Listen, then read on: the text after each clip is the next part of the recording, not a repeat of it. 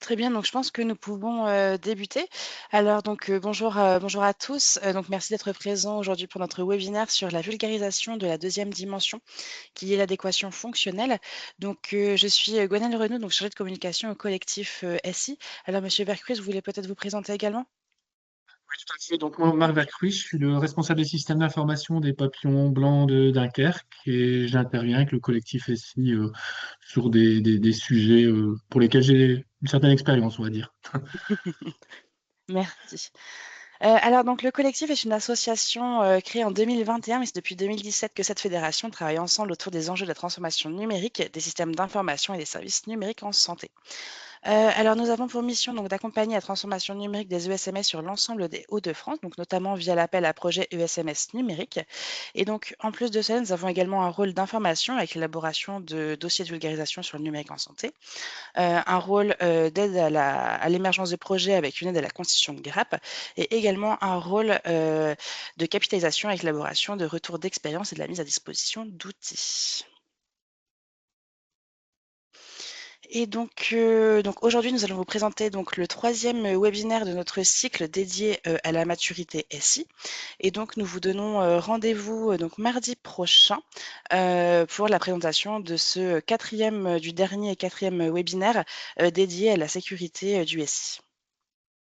Voilà, donc Monsieur Vercruz, je vous laisse la parole pour la présentation du webinaire. Merci.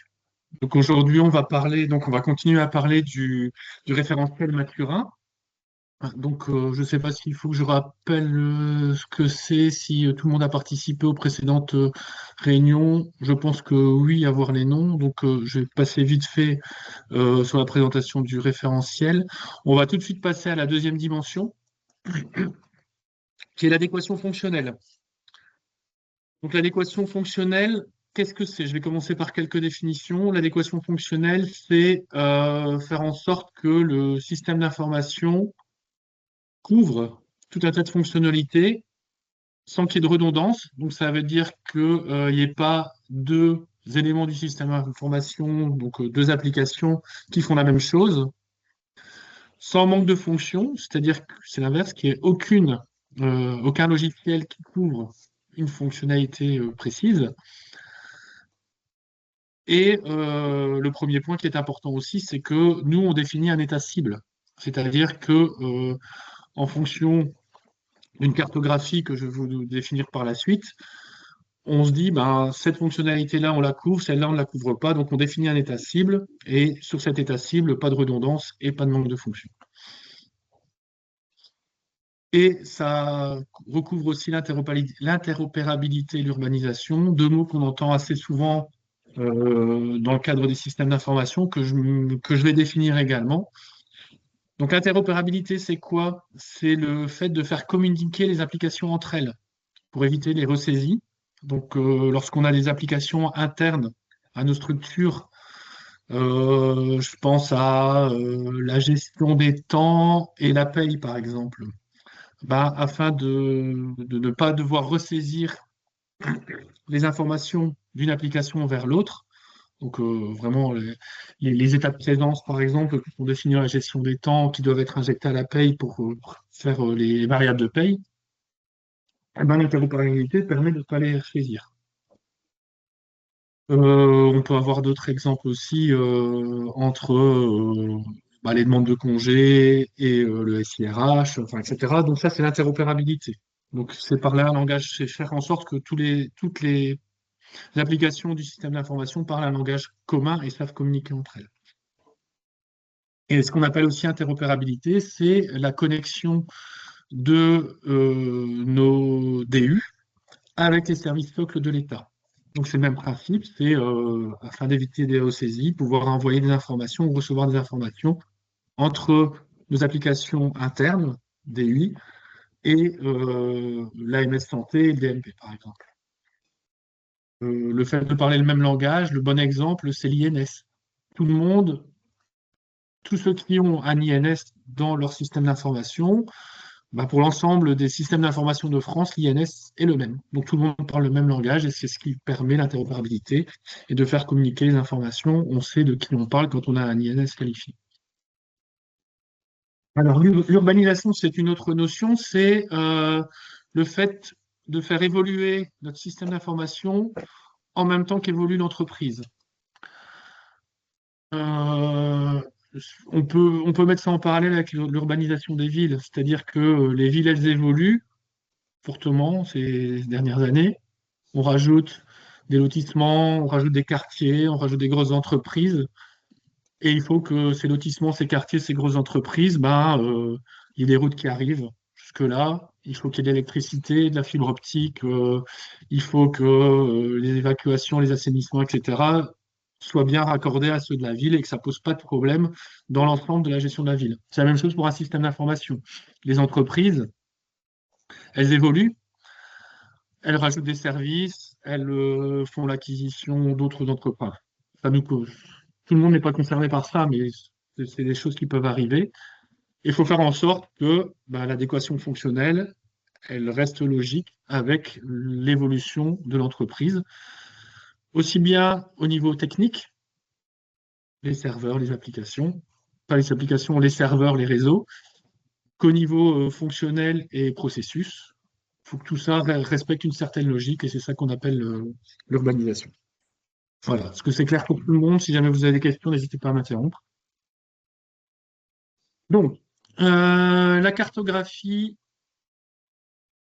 enfin, l'adéquation fonctionnelle dans Matura fait référence à une cartographie qui a été diffusée par la NAP en 2019, que je vais vous présenter maintenant. Donc, il y a un document de la NAP qui s'appelle Cartographie fonctionnelle du SI médico-social. Moi, c'est un document que j'ai beaucoup utilisé pour écrire mon schéma directeur, ma feuille de route ici, que je vais vous présenter par la suite, et qui montre en fait toutes les fonctionnalités qu'on peut avoir dans un système d'information dans le médico-social. Donc, comment est structurée cette cartographie? On a des grands cadres pointillés qu'on appellera des blocs fonctionnels. Donc, ce sont des grands blocs qui recouvrent un certain nombre d'activités communes. Donc, justement, les activités, ce sont les blocs qui sont colorés. Et dans chacune des activités, on a ce qu'on appelle des fonctions. Donc, on voit dans cette cartographie où on a mis en avant la gestion du parcours de l'usager dans le SMS. Donc, ça, c'est notre cœur de métier. Et pour chaque activité, on a défini des fonctions. Donc, par exemple, on a une activité admission de l'usager dans laquelle on a des fonctions qui sont accueil de la personne, information, alors je ne vois pas bien ce que c'est cryptique chez moi, recueil des consentements, etc. Et donc, le but de cette cartographie, c'est de définir l'ensemble des fonctions qu'on a dans un ESMS et de voir si chacune de ces fonctions est recouverte par un élément du système d'information, un logiciel. Donc, je vous disais que le référentiel Maturin s'était entre autres basé là-dessus, et je vais vous le montrer. Donc là, j'ai extrait du référentiel, donc du fichier PDF qui contient toutes les informations, tous les indicateurs du référentiel Maturin, la première thématique de la deuxième dimension, qui est le DUI. Donc dans cette dimension-là, toutes les thématiques sont organisées de la même manière. C'est-à-dire que chaque thématique représente, on va dire, un bloc fonctionnel, une grosse activité. Donc là, la thématique 2.1, c'est le DUI. Et pour chacune de ces thématiques, on a le premier indicateur qui est un indicateur ouvert où on demande des informations. On ne demande pas un niveau de maturité, mais on demande des informations. En gros, est-ce qu'on a ces applications-là, oui ou non? Encore une fois, ces indicateurs-là sont des prérequis. Donc si on répond non, on ne répond pas à la suite. Si on répond oui, on peut répondre à la suite. Et la suite, vous allez voir comme c'est bien foutu. On demande notre niveau de maturité en fonction des activités qui sont définies dans la matrice de la NAP. C'est lié. Donc ici, je prends l'activité dont je vous parlais tout à l'heure, qui est l'admission de l'usager, qui est dans le grand bloc fonctionnel du DUI. On se rend compte qu'on parle de la même chose et que les fonctions qui sont définies ici dans Matura sont exactement les mêmes qui sont définies dans la cartographie des fonctionnalités de la NAP. Et donc là, on peut, une fois qu'on aura l'accès à la plateforme de saisie de notre niveau de maturité, on pourra dire à quel niveau de maturité on est pour cette activité-là. Idem pour la deuxième partie de cet indicateur. Donc on voit bien qu'on a la même activité et qu'on a les mêmes fonctions. Donc je n'ai pas repris l'ensemble des indicateurs de la dimension 2, ce serait trop long, mais on voit qu'il y a vraiment une adéquation entre ce qui a été produit par la NAP en 2019 et ce qui a été fait en 2024 au niveau du référentiel Matura. Je fais les mêmes exercices au niveau du SIRH. Donc, on voit que c'est structuré de la même manière, hein. Donc, on a la deuxième thématique qui est le SIRH. Premier indicateur de cette thématique-là, est-ce qu'on a un SIRH? Oui, non, un ou plusieurs. Et là, pareil, on a qui est sorti de la cartographie de la NAP, la gestion des RH. Et là, c'est là où je vais mettre un petit bémol, c'est pas tout à fait la même chose. Donc, en regardant ça d'un peu plus près, on voit que globalement, c'est plus ou moins pareil, mais qu'il y a des fonctions qui diffèrent un petit peu entre Matura et la cartographie ANAP. Je les ai mis en surbrillance ici. Donc, l'analyse que moi j'en fais, c'est que bon, ça date de 2019 au niveau de l'ANAP. Je pense, il n'y a pas eu en tout cas de mise à jour de cette cartographie qui a été faite depuis 2019. Et c'est vrai que dans le côté Matura, les fonctions sont un peu plus d'actualité, on va dire. Comme la gestion du coffre-fort électronique. Je ne suis pas sûr qu'en 2019, on parlait déjà de ça pour intégrer les fiches de paye dans un coffre-fort électronique. Donc, je remarque aussi qu'il n'y a pas les risques RH. Alors, peut-être que dans la matrice, ils sont ailleurs, mais je ne les ai pas trouvés. Il n'y a pas la notion de pilotage non plus. Par contre, dans la matrice, il y a le dialogue social qui a disparu de Matura. L'intégration des nouveaux arrivants, je trouve que c'est quand même assez important, il a disparu de Mathurin aussi. Le recrutement et la gestion des accessibilités, pardon, n'est pas dans Mathurin. Donc voilà, donc il faut quand même. Je trouve que la cartographie de la nappe est un outil très intéressant parce qu'il est visuel et qui nous permet de bien se rendre compte de ce que c'est qu'un système d'information, mais il faut plutôt se référer à ce qui est indiqué dans le Matura pour avoir une vision plus moderne des fonctions. Donc, je tenais aussi à profiter de cet instant, ce webinaire, pour vous faire aussi un petit retour d'expérience, parce que moi, quand j'ai écrit mon schéma directeur, ma feuille de route, quand je suis arrivé ici au Papillon Blanc de Dunkerque en 2022, je me suis basé sur la cartographie ANAP. Et donc, je voulais vous faire en même temps un petit retour d'expérience sur la manière dont j'ai utilisé la cartographie de l'ANAP pour rédiger ma feuille de route. Donc, j'ai pris quelques extraits d'une présentation que j'ai faite en comité de direction en mai 2022 pour vous expliquer comment j'ai utilisé toutes ces fonctions-là pour définir ma feuille de route. Donc, ma feuille de route, c'est un document stratégique, bien sûr, qui décrit l'évolution sur une période de 3 à 5 ans du système d'information de mon association. Comment j'ai travaillé? J'ai d'abord fait un bilan de l'ancienne feuille de route, hein, qui n'avait pas été rédigée par moi, mais par mon prédécesseur. Et puis, en 4 étapes, j'ai élaboré cette feuille de route. Donc, première étape, c'était l'identification des besoins. Deuxième étape, définir la cible. On en parlait dans la définition tout à l'heure, hein, il faut toujours définir une cible, puis forcément construire un chemin vers la cible, et puis piloter le portefeuille de projet défini. Donc là, on retrouve ce que je vous ai expliqué tout à l'heure. On a bien dans la cartographie ANAP des blocs fonctionnels qui sont composés d'activités et de fonctions. Donc moi, j'ai un peu transformé cette cartographie. Je l'ai adaptée en fait à l'association pour laquelle je travaille. j'ai fait des petites pastilles de couleurs parce qu'on a 4 secteurs d'activité plus un siège pour pouvoir identifier si ces fonctions étaient utilisées dans tous les secteurs d'activité ou pas.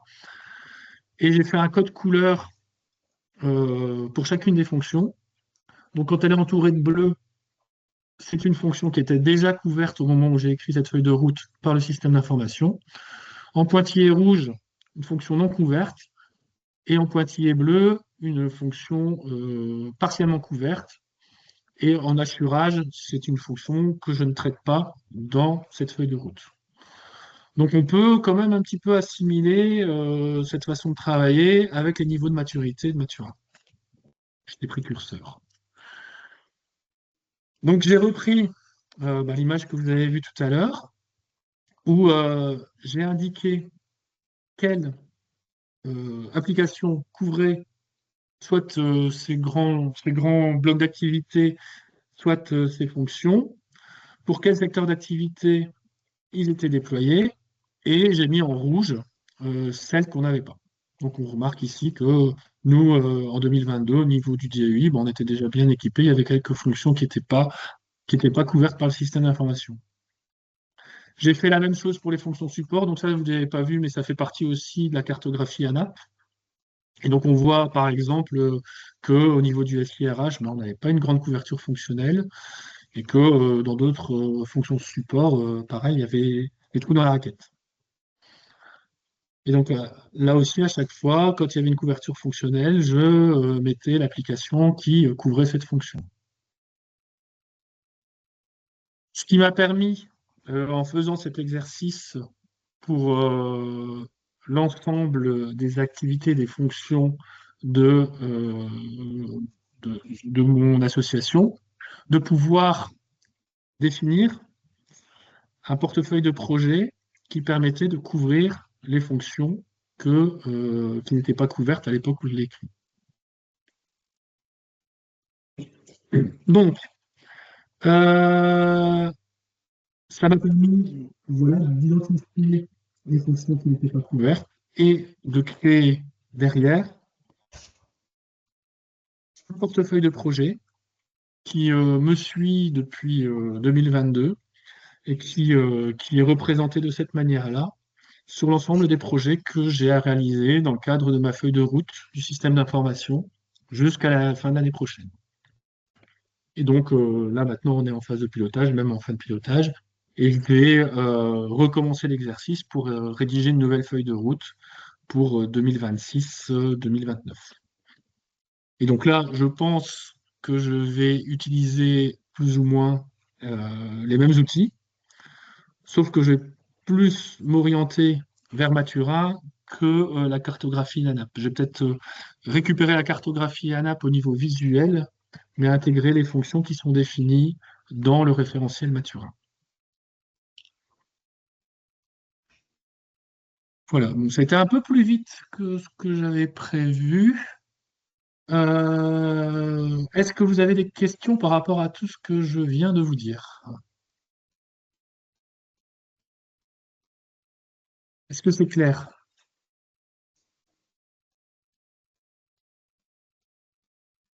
Donc on voit qu'on a Maturin qui se réfère quand même encore à des outils qui existent,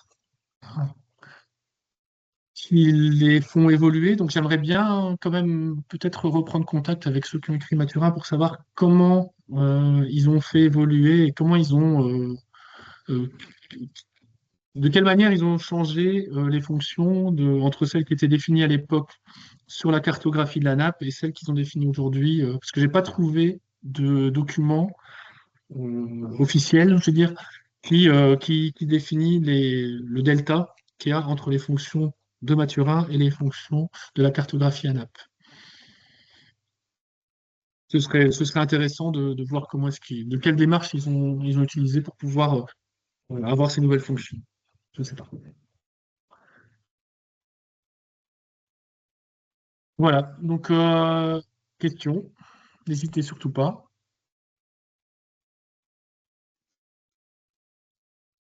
N'hésitez pas à ouvrir votre micro ou bien nous écrire dans le chat.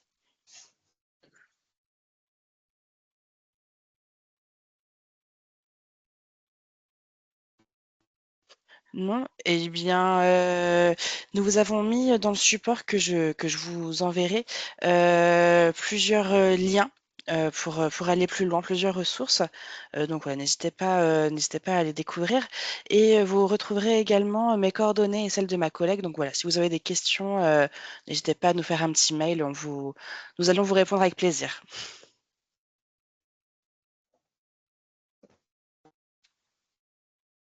Merci, merci. Très bien. Dans ce cas, Merci à merci à tous. vous, Merci. puis bonne journée. Bonne Merci Au journée. beaucoup. revoir. Au Journée, à revoir. bientôt.